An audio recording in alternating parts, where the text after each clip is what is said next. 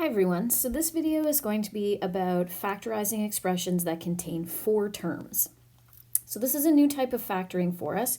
All the factoring that we've done so far, so if we think about difference of squares, that has two terms. If we think about perfect squares, that has three terms. If we think about quadratic trinomials, when we do product and sum, that also has three terms. So this is a new type. Now, I guess you could lop in common factors as a type of factoring that could have any number of terms. But this is a little bit different. This is specifically four terms in our expression.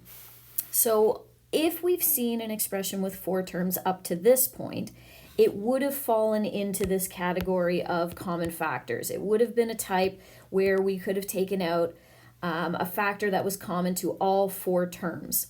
This type of four-term factoring is not going to have an overall common factor.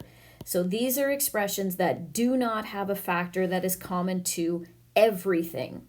Or I guess if it did, it was taken out and you still have four terms and you could at this point look at factoring it in this particular way.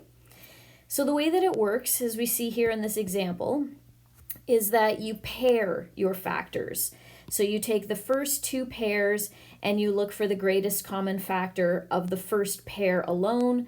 You take the greatest common factor of the second pair, you factorize that pair, and then you remove the greatest common factor of both. So done properly, what you'll notice is that what is inside the brackets in each of the pairs turns out to itself be a common factor, and then that gets taken out, and what's left is just the terms that were in front of the brackets, the original greatest common factors in each pair. So let's walk through a couple of examples so we kind of see how this all works. So in the first example, we see x squared plus 2x plus 5x plus 10.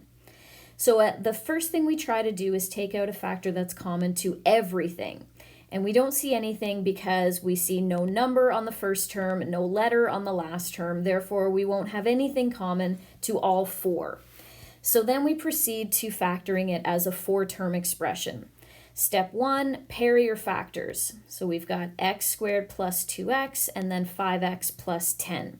Then we're going to look for the greatest common factor of each pair. So the greatest common factor of x squared and 2x is just x. Then we're going to open a set of brackets and we're going to see what's left from that first pair alone. So x times x will give us the x squared, and x times positive 2 will give us the positive 2x.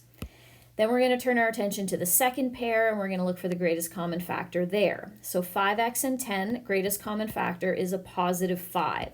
Then we're going to open a set of brackets and see what's left. So 5 times x will give us the 5x, and then 5 times positive 2 will give us the 10. So note that these two sets of brackets are the same. That's what we want. If you get two brackets that are the same, pretty good indication you're on the right track.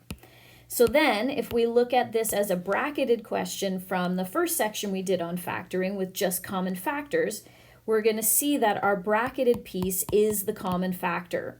And then what's left from the first term is just the x, and what's left from the second term is just the 5. So our bracketed piece becomes one of our terms, and then the greatest common factors, which were out in front, become the second term. And that's our final answer, x plus 5 and x plus 2. Okay, let's look at the second example. So second example, we have 3x plus x squared minus 3 minus x. So again, the first thing we try to do is take out a common factor that's common to all four terms. We see that there isn't any, as we have one term with no x, and then we have numerous terms with no coefficient other than a 1. So there is nothing to be taken out there as a common factor. So we pair our terms. So we take the first pair and the second pair, and then we factor by removing a greatest common factor from each pair.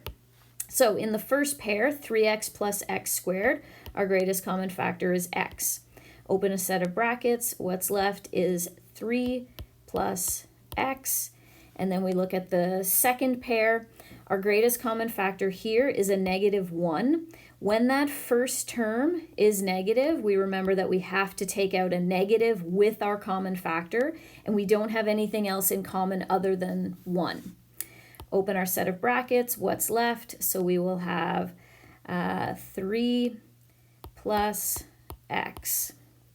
Noting that our brackets turned out to be the same, so that's a very good sign.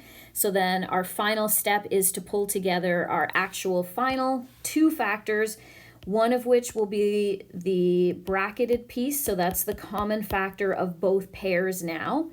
And then the other piece will be what's left from the first term, which is just what was in front of the brackets x, and what's left from the second term, which was the -1.